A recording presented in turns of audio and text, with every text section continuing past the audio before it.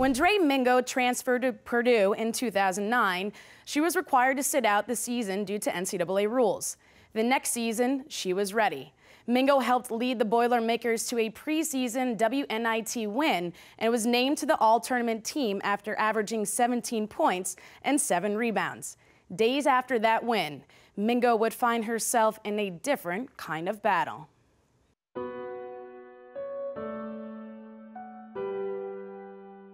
I just remember having a really bad fever that day. Kind of really felt like the flu. That's what everybody thought it was. And I remember sliding to the floor in my apartment. She didn't show up to an appointment, which is very unlike Drey. She's very responsible.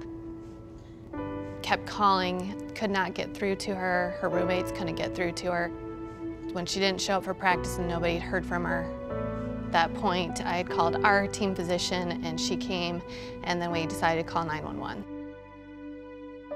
That November afternoon in 2010, Purdue assistant athletic trainer Jessica Lipsett drove to Drey Mingo's apartment and found her passed out on the floor. Mingo was rushed to St. Elizabeth Central Hospital, where she was diagnosed with bacterial meningitis.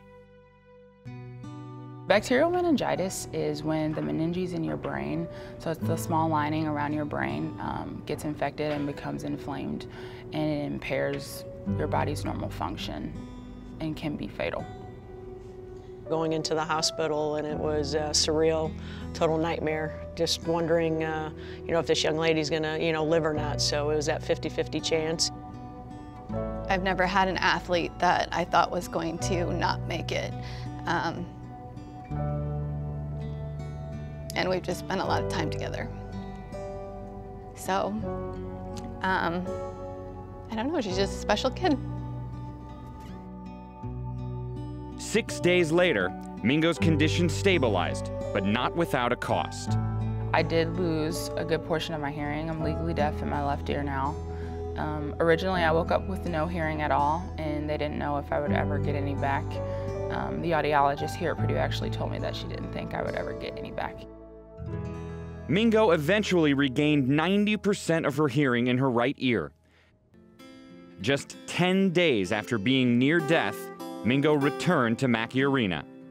That's Drey. I mean, 10 days after is just insane. I mean, we just saw you laying there like stiff, not doing anything. And then, we came out of the tunnel and we had her locked arm in arm and we're, escorting her down the tunnel, and just Mackey explodes with applause. It was really important to me because at that time, life for me would be so different, especially with losing my hearing. I would definitely have to adjust to a different lifestyle. So being able to have some sense of normalcy of what was my old life was really important to me.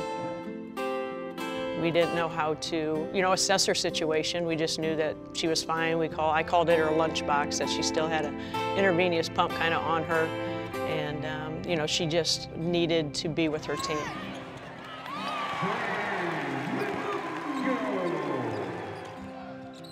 Mingo missed only 5 games due to her illness, returning to play in the Boilermakers' final 20 games, leading the team in rebounding and field goal percentage. All signs pointed to a strong senior year in 2012, but during a preseason scrimmage against Indiana State, Mingo's body would betray her again. I actually was kind of making a move to go into a layup, and my body kind of went one way and my knee went the other, and then I fell. And I knew instantly that I had torn my ACL. Every single person on the sideline, including me and the players, is like, why is this happening to her? I mean, you just continue to question, how much can one person handle? Our kids were just deflated, dumbfounded once again. They wanted to take that pain away from her. I just said, I'm so sorry. I said, I can't take the pain away. I just wished I could do something. She's like, Coach, could be a lot worse. I could be dead. At Mingo's urging, the Purdue coaching staff and administration undertook the process of applying for a 6th year of eligibility, documenting all of her health-related struggles. Then, this past Easter, Mingo received a call from Coach Sharon Versip. Coach V called me and told me that I got my 6th year, and I was absolutely speechless for about a good 5 minutes. as her team and as her friends and sister, it was good to see Drey so happy again and to be able to play the sport that she loves one more year. It was a complete feeling when Drey stepped back on that court for a game rather than, you know, walking up and down the sidelines trying to rehab. She had her jersey on, we had all of our jerseys on, we were about to go to battle.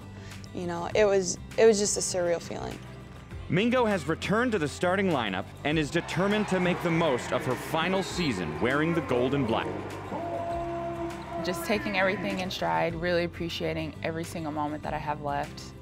It's just nothing like being a Boilermaker, so being able to come back and play has really been awesome. She will always be known as just the most amazing young woman, but as a basketball player, that she gave so much to get that uniform back on, no matter what it took. Mingo has also started a charity for children who cannot afford hearing aids. To find out more about Sounds of Serenity, visit the website at teamsounds.net.